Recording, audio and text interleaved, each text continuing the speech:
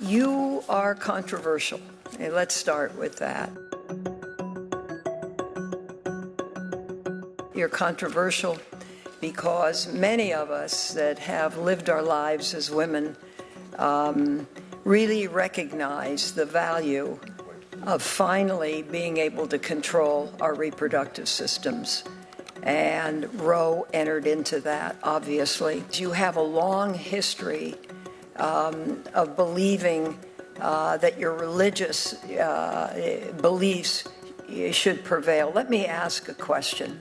In a 2013 article, you argued that the force of Supreme Court super precedents does not, and this is the quote, does not derive from any decision by the court, but rather because litigants don't challenge the decisions. You listed Supreme Court super precedents, but you left out Roe v. Wade.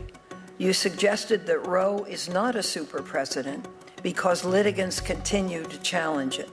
However, as a textbook co-authored by Justice Neil Gorsuch last year points out, Roe is super precedent because it has survived more than 36 attempts to overturn it. So in evaluating super precedents, why did you solely focus on the fact that Roe has been challenged by litigants on so many occasions, and not on the fact that the Supreme Court has repeatedly reaffirmed Roe in literally dozens of decisions? Thank you, Senator Feinstein.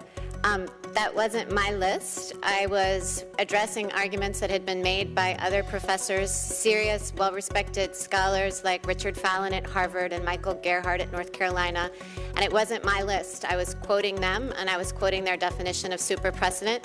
One thing I would observe is that for a court of appeals, all Supreme Court precedent is super precedent.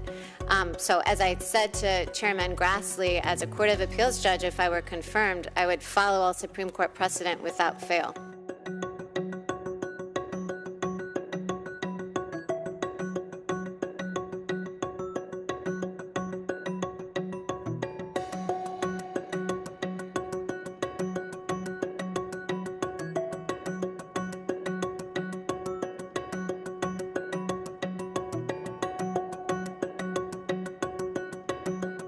Why is it that so many of us on this side have this very uncomfortable feeling that,